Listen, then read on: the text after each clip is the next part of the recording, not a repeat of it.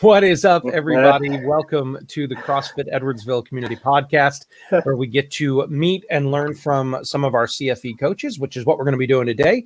But we also get a chance to learn more about our CFE CrossFitters and meet and learn more about locally owned Glen Ed businesses and some of the characters behind them.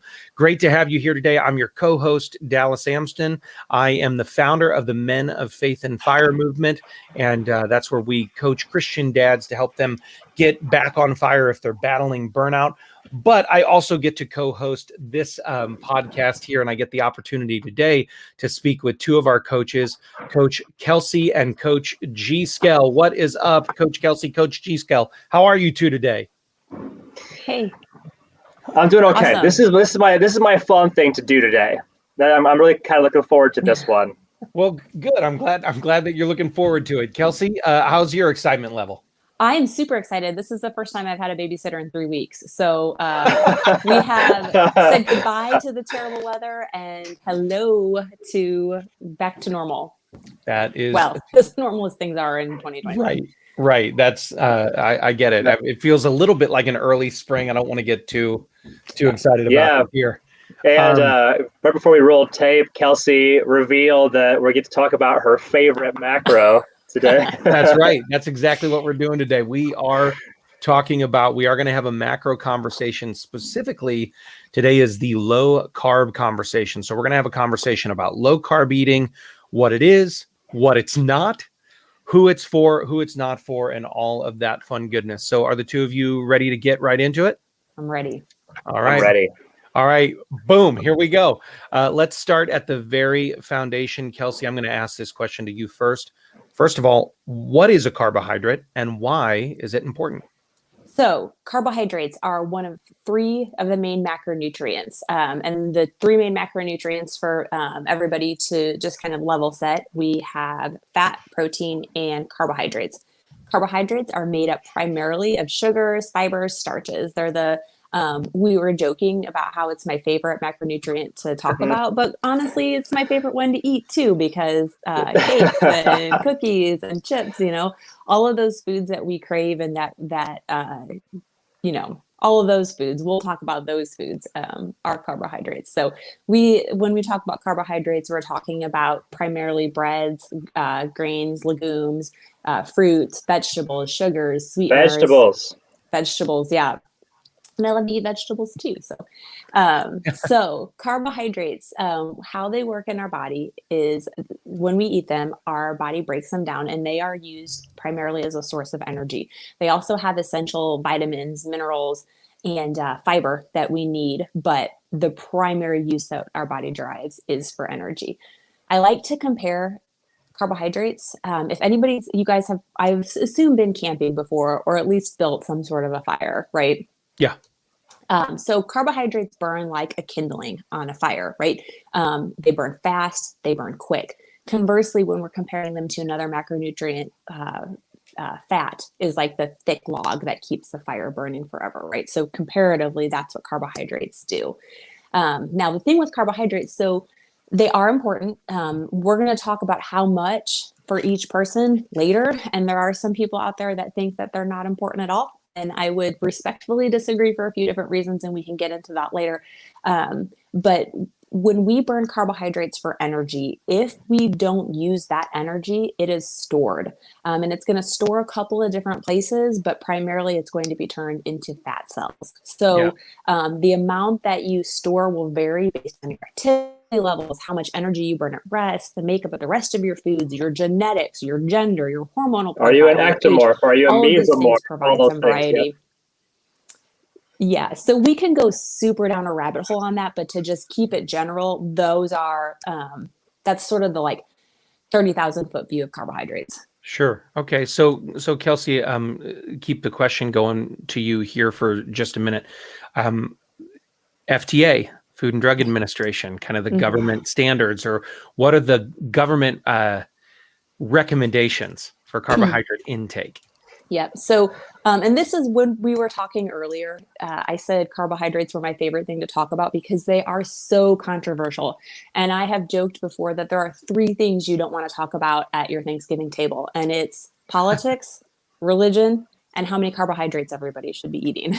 So Yeah. we all get pretty Fantastic. we get pretty sticky on that. So the FDA, the government's recommendation, based on 1,000-calorie diet, is 275 grams per day, right? Which equals about 55% of your total total calorie consumption. And I like to work in percentages because it creates a little bit more relativity, because even though we recommend, or the FDA bases everything off of a 2,000-calorie diet if we're adjusting based on gender, weight, height, all that sort of stuff. Conversely, so when we're talking about low carb diet, just to kind of put some parameters around that, there is no official guidelines for what a low carb diet means, but generally accepted, it's about 100 to 150 grams of carbohydrates a day, about 20 to 30% of your diet makeup. And then for anybody who's wondering, some of these like really low carb diets, like a keto diet, generally stays around 20 to 30 grams a day, which is about 4 to 6% of your total daily calories. Fun fact though, so really quick, just kind of going back to the carbohydrates with the FDA. So what are Americans actually eating though? That's what I was going to ask FDA you. recommends 200. Yeah. So when the FDA actually recommends 55% of your daily calories come from carbohydrates, or about 275 grams, most Americans are eating far more than that, because the average American eats about 3,770 calories a day.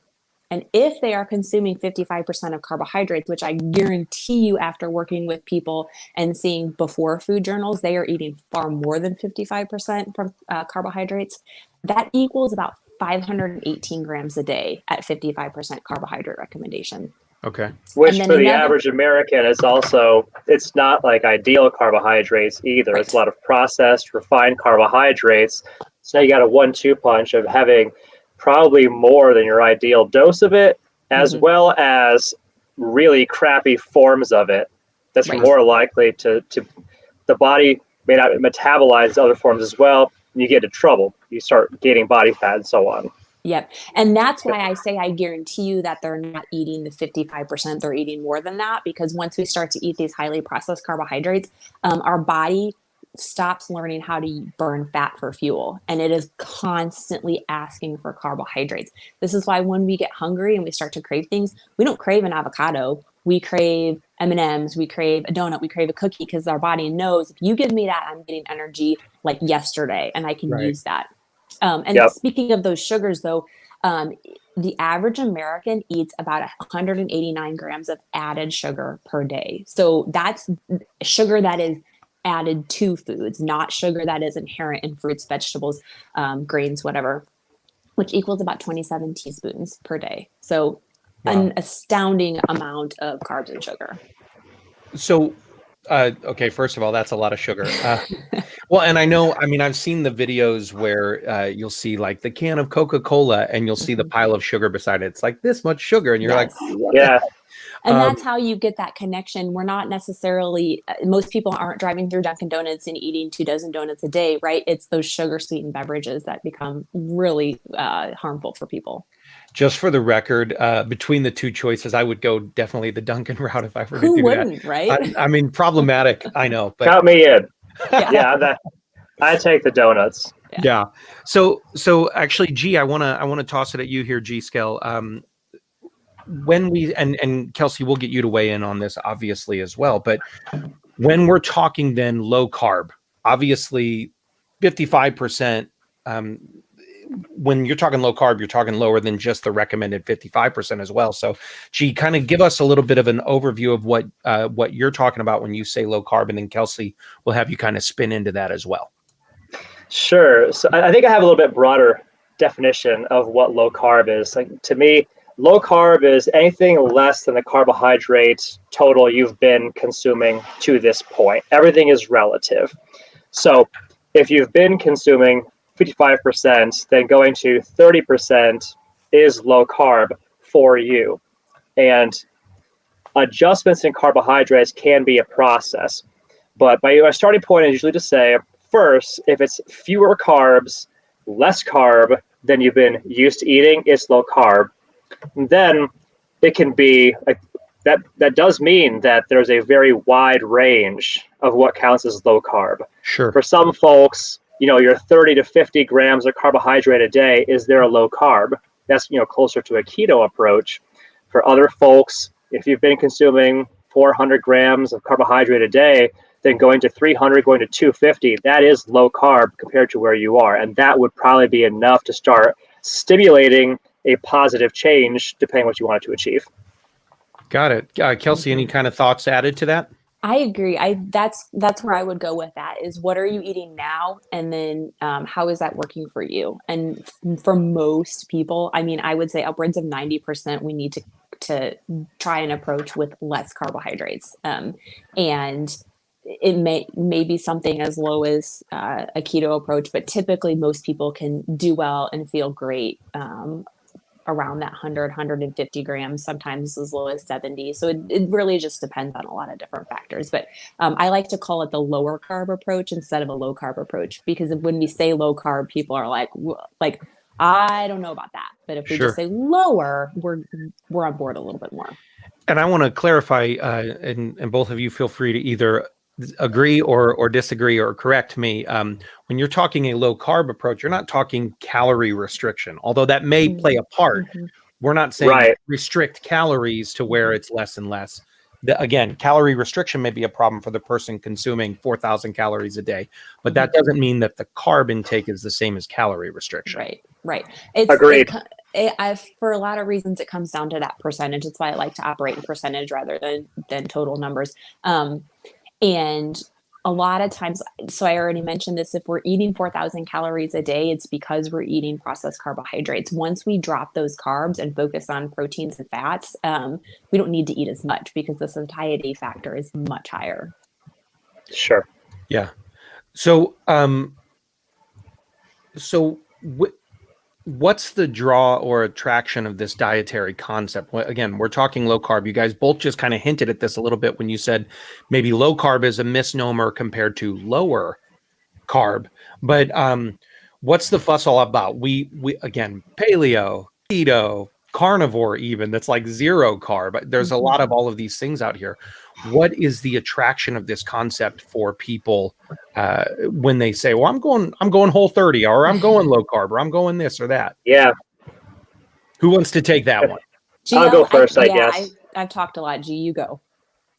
So healthy eating is so often packaged in this highly seasonal diet kind of thought process. Like a lot of people think of healthy eating as something that you do to get ready for something before you go back doing what you were doing. So the summer bod. I want to get the summer bod. So it's really, really easy for somebody who has, a book they want to sell or a tape they want to sell or whatever, to try and take a nutrition concept and package it in some kind of fresh way.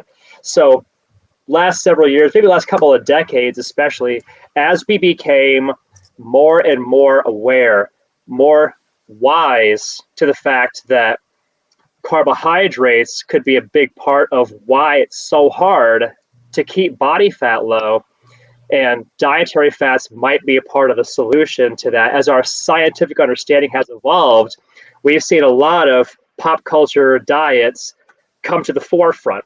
Atkins was huge. Yeah. Everybody knew about Atkins, right? More recently, the keto diet has become something that a lot of people really like, or they subscribe to, or they at least try it for a season, where you're trying to get your body into a ketogenic state via carbohydrate restriction. Others, like the carnivore diet, where you go all meat all the time, no carbohydrates. And when I'm bringing these up, I don't want to make it sound like some sort of indictment, like these are necessarily bad, because I know a lot of people have had great success on lots of different things, right? But if you say, what was the fuss all about? I'd say for the last 20, 30 years, maybe longer, our understanding has lent itself much better to the idea of lower carb than the standard American diet prescribes. And so any reasonably intelligent dietary approach is probably going to be wrapped up it's some kind of fresh packaging wrapped around the idea of less carb than you had yesterday. Yeah. That's intriguing. I remember, because I'm old enough to remember, of the like 90s trend was low fat. You wanted to get low fat this, low fat cheese, low fat, whatever it might be. And right. It seems that trend definitely switched in the early 2000s, it feels like. For sure. Kelsey, what do you think some of the fuss is about? You want to add to that? Yeah, so I agree with everything G said, but I think one of the biggest draws of a low carb diet is that they work quickly. And a lot of times when we get on board with these dietary changes, we're really fed up with how we look and how we feel, and we want results. So a drop in carbohydrates, especially if you are somebody who's been eating 500 or 600 grams a day, gets almost immediate results. And it's just a function of the way pancreas processes carbs and water weight and all this sort of stuff, but they do get quick results. So I think that's a big reason why they've taken hold.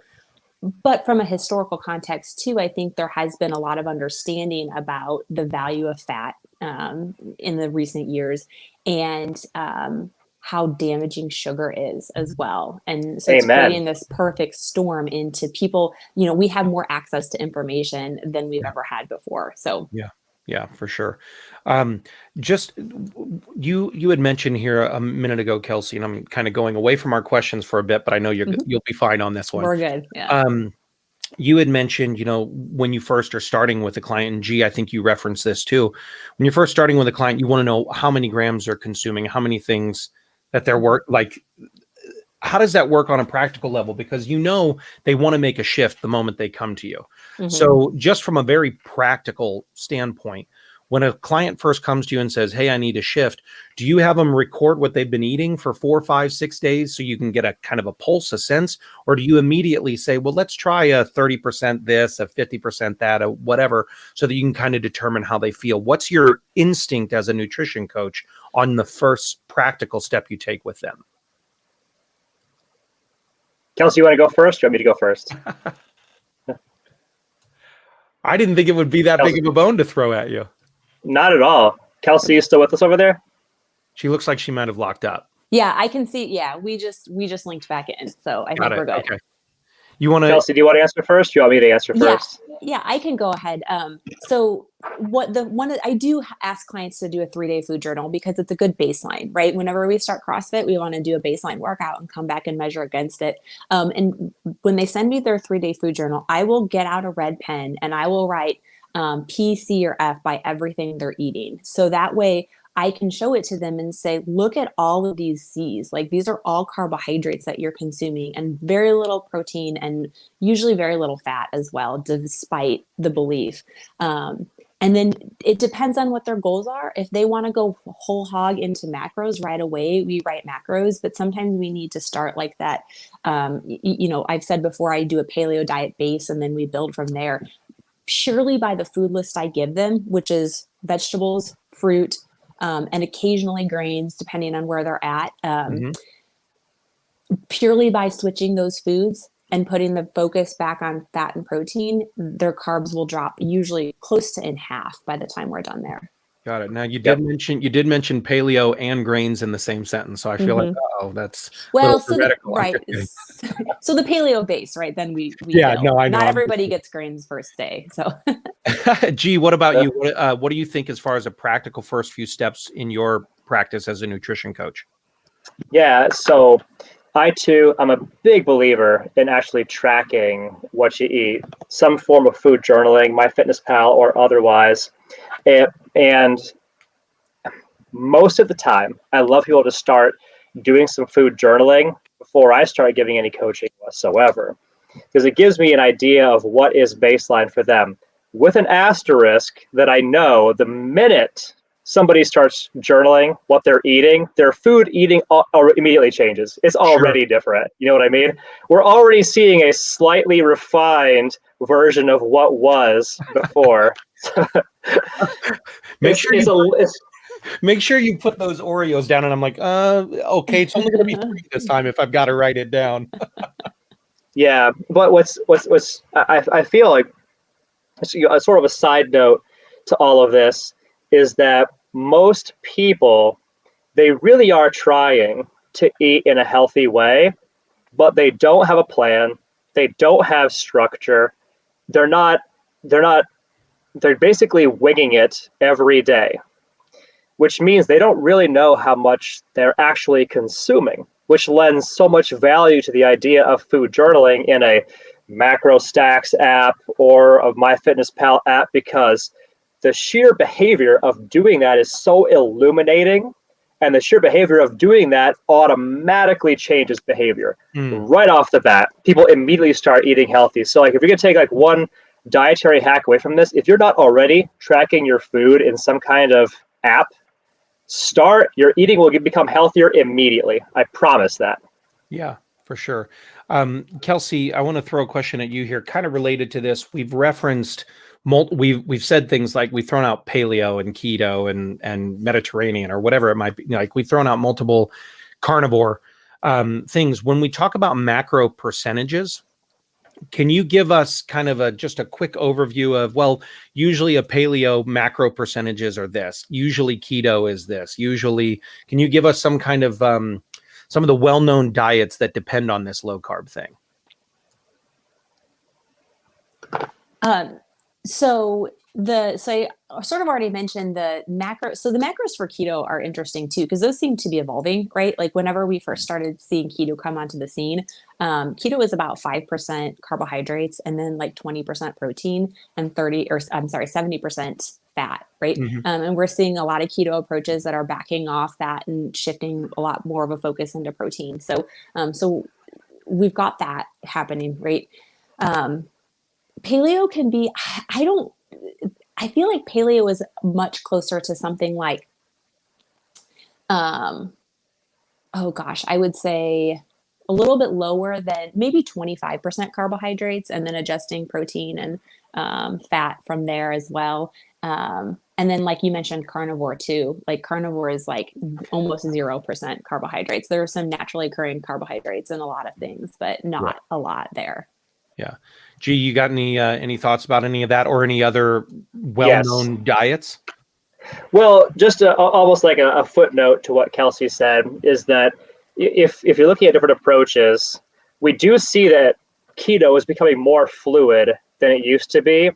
I would propose that a paleo approach is probably one of the most flexible approaches, where you can push carbs up and down dramatically based on needs. I've had very slight of build people use higher percentages like 50, 60% carbs with an intentional goal of adding as much mass as fast as possible. I've had other people on a paleo approach go as low as 6, 7% carbohydrates because they are very carb sensitive, which we'll get into in a second here. The concept of metabolic flexibility, I think, is a good topic, and it's a passion topic for Kelsey. So probably good to let her talk about that. Well, let's actually, that is one of the next questions I was going to ask is, Kelsey, you had mentioned earlier this idea of kindling versus the big log and basically the fuel for our fire on a day in, day out basis. So there is this concept that I'd like you to first define and then maybe discuss a little bit, both of you, this concept of metabolic flexibility. So clearly we can get energy from all of our different macros. We can pull the keto is the idea of pulling energy and using fat as your main fuel source, et cetera. So what is this concept of metabolic flexibility? Can you define it and then explain it a little bit more?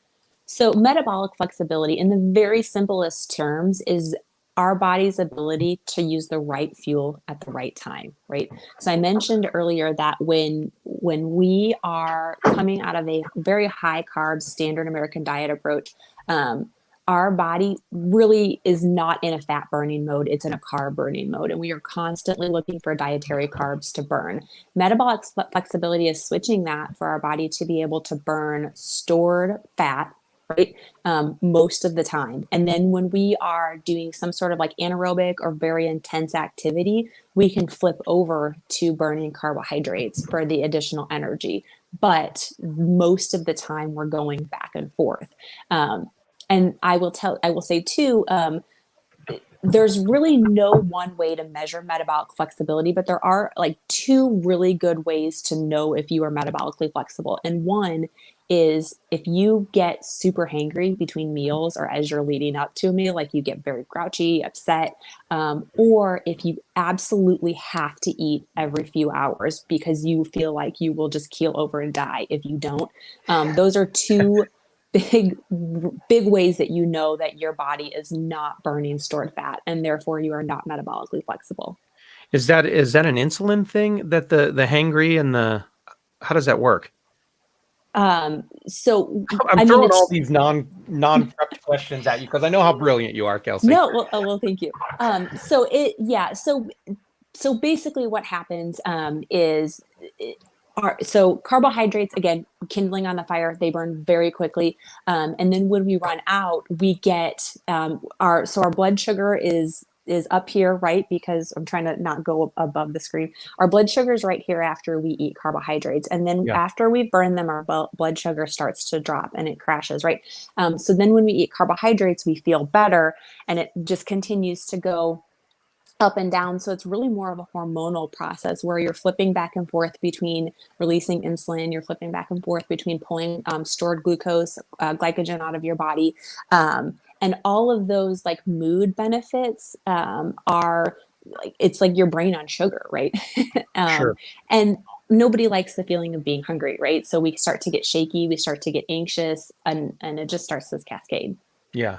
So, Greg, real quick question for you here then.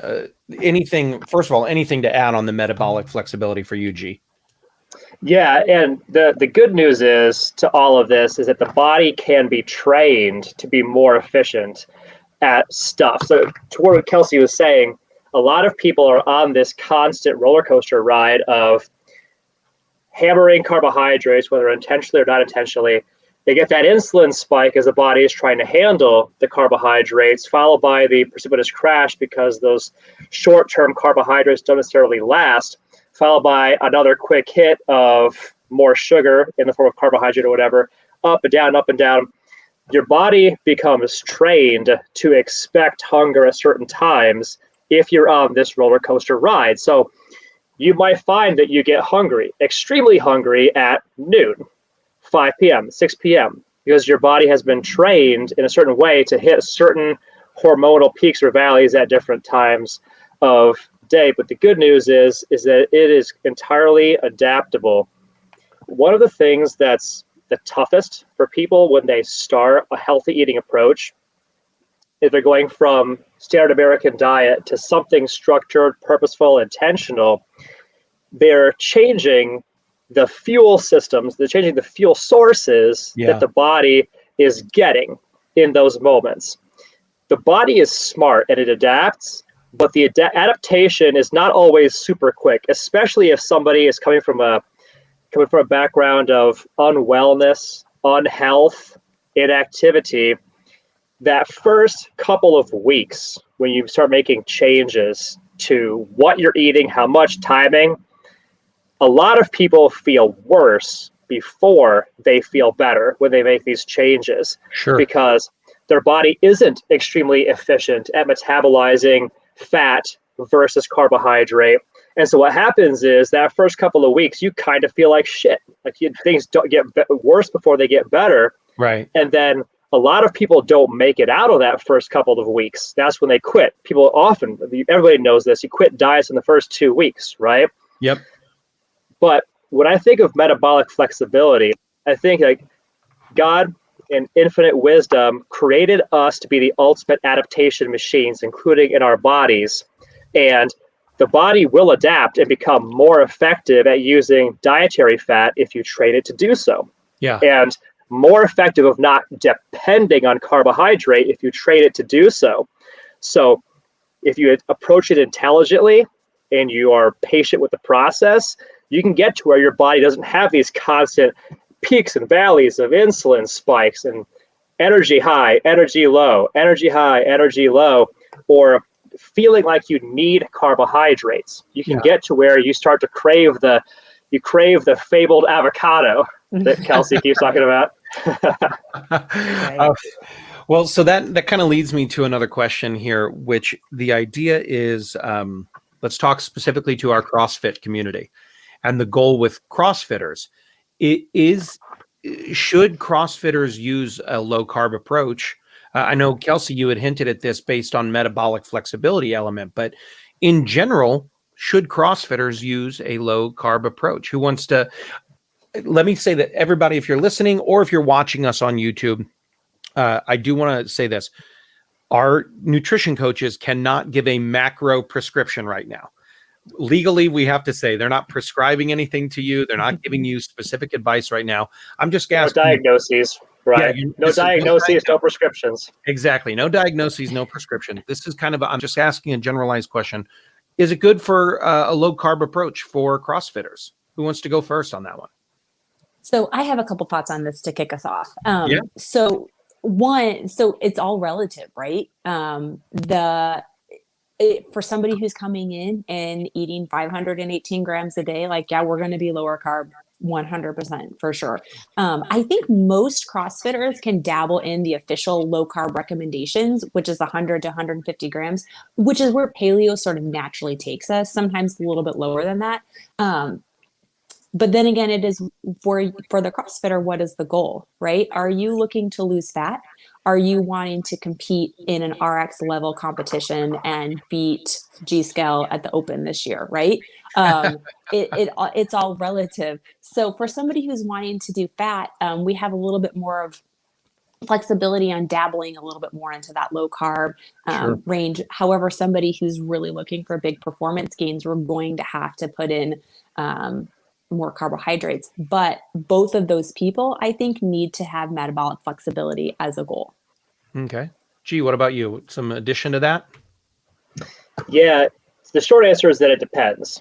And it depends on whether you're going for a performance focus, are you going for a leanness focus? Are you looking to take body fat off the body, which means like you're going for an aesthetic, right? Like deadlifting more or having more rounds of Cindy may not be the priority. And if that's the case, that's fine, by the way. One goal is not right and the other wrong. Nobody wants more rounds of Cindy. Can we just say that? Can we? But you might want to add size to your frame. Plenty of people come to us and they're like, I'm slight of build. I'd like to have more muscle. I want to look like I work out. I want to look more, I want to have a more impressive, imposing physique. And if that's your goal, you would adjust based on that. So it's not one size fits all, for sure. So let's talk about that actually here, just a touch, because you mentioned really kind of three different outcomes for a CrossFitter. There's the performance focus, there's the leanness or the fat cutting focus, and then there's the mass or the gain kind of focus. So what specifically for the performance focus, what's kind of a good starting point of macro percentages, proportions, etc.? Kelsey, I can go first, or you can go first. Oh yeah, no, sorry. I thought he was directing that back at you, but I will take that. So yeah, go for it, Kelsey. Yeah. So I think that the performance gain or the performance. So I start everybody at the initial approach for CrossFitters. I like the baseline is 40% carbohydrates, 30% protein, and 30% fat as just a general walk in the door. Considering their goal, but also considering that they all sort of start out from this, or a lot of them still start out from the same place if they're coming from an area of inactivity. For somebody with performance, we might bump up those carbohydrates and drop the fat. So they might be looking at something more like 45, 50% carbohydrates. But when somebody is wanting to perform in CrossFit, they also benefit from being lean as well. So we need to keep body fat in our understanding. So what I really play around with them is carbohydrate timing and using an on day and an off day. So rest day and an active day for them. And on their rest day, we might drop their dietary carbohydrates incredibly low, 50, 40, 30 grams a day. So that way their body flips off that they're still in that fat burning mode, but then when they're going in for a workout, we're refeeding carbohydrates, so they're burning those right carbohydrates at the right time. I play a little bit, so it's less about the actual percentages, but it's more about timing and active days and rest days. Somebody with fat loss goals, we can stay with those percentages and then play more in the caloric deficit area for them as well. I don't know if all of that makes sense. It kind of, I get really into it, and it gets a little bit nuanced for each person and each goal. Sure. Yeah. Sure. And that metabolic flexibility plays a part in that. Huge for sure. part. Mm-hmm. What about you, G? What are kind of some of your high level view thoughts on that? Yeah, if we're looking at a performance focus, so CrossFit actually has embraced since the early days of the Level 1 seminar that the zone diet is their standard recommendation for folks with a health focus. And the zone diet recommends a start point of 40% carb, 30 protein, 30 fat, which gives you a really good balance, a good catch-all, all-in balance for just being a generally healthy person, especially if your start point is just winging it, having no idea what your macros are. But that said, I can say with confidence that I am not aware of any elite CrossFitters that would be anywhere near considered a low carb. Mm-hmm. I don't believe that there are any. I could be wrong. I often am.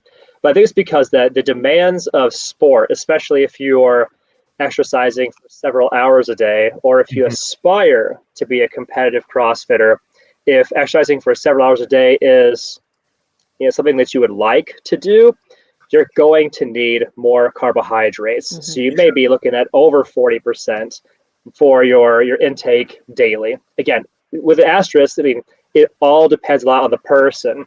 Sure. When I think about, metabolic flexibility, I also think in terms of knowing that some people are just more carb sensitive than others, mm-hmm. and some people are more fat sensitive than others. And what I mean by that is I've noticed that maybe athlete A, they eat 30% carbohydrates, they gain fat at that percentage. Yeah. Athlete B, 30% carbohydrate, they lose fat at that percentage. It was absolutely true that some people are just more sensitive to carbs than others. Some people are just more sensitive to fats than others. And so everything is going to be relative. And one of the values of having the food journaling and the ongoing dialogue with a coach is that you can start to tease these things out and identify, for Dallas's, for example, specific physiology. Yeah. His body type, mesomorph, mesomorph, ectomorph, or whatever it is. Yep. What is the sweet spot for him if the focus is performance, for example? So you've referenced those three body types several times, and I think I'm going to have us hold on that. I don't want to get into those because I think, we need to make that a topic of its own, potentially for a conversation, the three body types and really some of the high level, what's recommended for their goals sort of thing. That would be a fun one for a future conversation.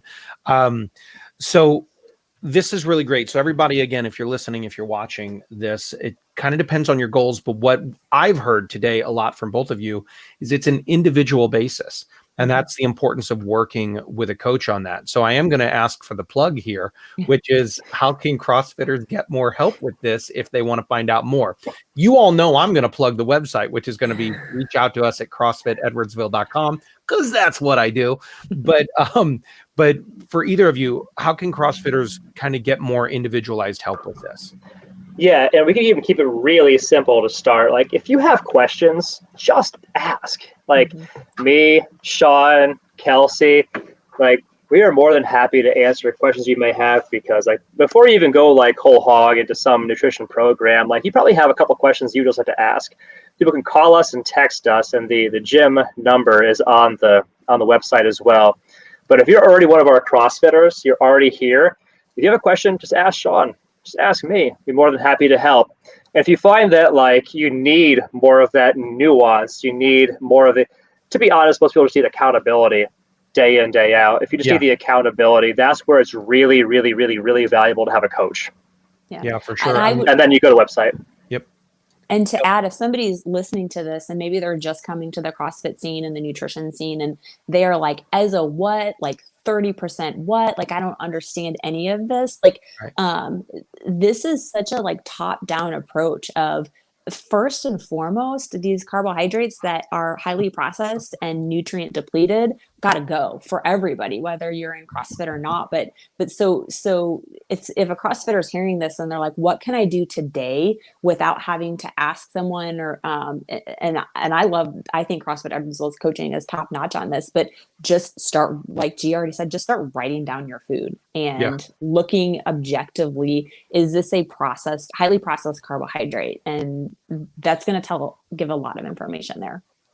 And on that topic, like if you hear like processed carbohydrates, refined carbohydrates, and it sounds too sciencey, like you don't resonate with what that all means, you might just start here.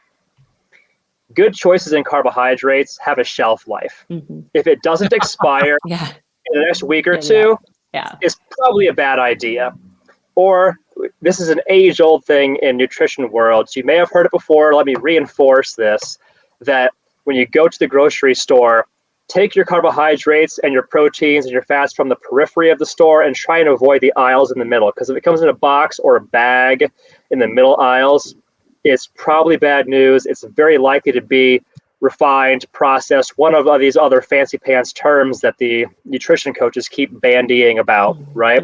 Yeah. Stay on the periphery of the store. Right. Real food has a shelf life, and it may not have an ingredients label attached to it. Yeah, I think I remember when someone first said shop the outside of the store to me, I was like, oh, that makes perfect sense. And I think, Kelsey, something you said there, and this is kind of my closing thought, and then I'm going to ask you if either of you have anything else to add here. My closing thought would be something you mentioned, Kelsey, that's so important is awareness. The moment you start tracking, the moment you become aware, you kind of referenced that earlier when you're like, it's amazing how people already start shifting their pattern the moment they start writing it down. And I think that is definitely something that I have seen and definitely felt. The moment you become aware of it, there's an automatic shifting of it. Yep. So, that is for sure, everybody. So start tracking now if you need a first step. But as they both said there, if you want to reach out, the coaching team at CFE is rock star. And I'll just say it, as one of the fellow CrossFitters, I know I can reach out at any point. And even I was there for an open gym time recently, and from across the gym, Sean yells out, "Dallas, you're doing that wrong. Fix such and such." Because he was working with another person, and he just saw something I did, and he goes, "Hey, fix this." And I was like, "Oh my gosh, he doesn't have to coach me right now," but that's his passion to do so. So definitely reach out to the coaches. Kelsey, any final closing thoughts from you on this subject of low carb? I just one. No, I'm just kidding. So this is a big topic, and I feel like I get really worked up about it because we just have such access to just carbohydrates that are just, I like to describe them as hostile to life. Like, they get into our body and they take the things we need. They take our vitamins, our minerals, our enzymes. They take energy. They create like monsters, right? Like, we've all seen the Snickers commercials where like we turn into like grouchy Betty White. When we don't, which, like, by the way, if you are turning into grouchy Betty White, do not eat a Snickers. Like, that is going to perpetuate the cycle, right? So, but I like to approach nutrition as life building instead of hostile to life. And that's what a lot of those processed carbohydrates do. And I want to give 2 book recommendations because I'm a reading fanatic. There is a great book by a woman named Mira Colton. And I think her husband, who's a medical doctor, Jason Colton, also co-wrote it with her. But it's called Naked Calories. And it talks about one of the pervasive problems in our society is the high prevalence of obesity, but people who are obese are nutrient depleted. And we're seeing the infestation of diseases that are a cause of nutrient depletion. Like, scurvy used to only happen on like pirate ships hundreds of years ago. Now a lack of vitamin C is something that's showing up in medical communities today. So Naked Calories. And then I have it, the Big Fat Surprise is another great one by Nina Teicholz. And if you like history and nutrition, this is the perfect marriage because it talks about like, how did we get into this like high carbohydrate approach. And it talks about the demonization of fats and moves us through that. So. Those are great book recommendations. Again, everybody, Naked Calories or Big Fat Surprise. Definitely check those out. G, what about you? Any final closing thoughts on the low carb combo? Yeah, so low carb is fantastic for a lot of people. Until we have a conversation, I'm not sure if it's right for you. Hopefully this conversation has served to illuminate some of the considerations that some of the things you would weigh if you decided that low carb was right for you. If you have questions, call or ask a CFE coach. We are here to serve. Awesome. That's fantastic. And again, everybody, the phone number there is, it's on our website, CrossFitEdwardsville.com. But we do invite you to have those conversations with us, reach out with us. So excited. Coach Kelsey, always great to chat with you. Thank you so much for being a part of this conversation with us today. Coach G, as always, thank you so much for facilitating all of these great conversations too. It's awesome, man. So that is it for us today, everybody. Reach out to us on there. But in the meantime, go out there, my friends. Have a championship day. Let me see if I can't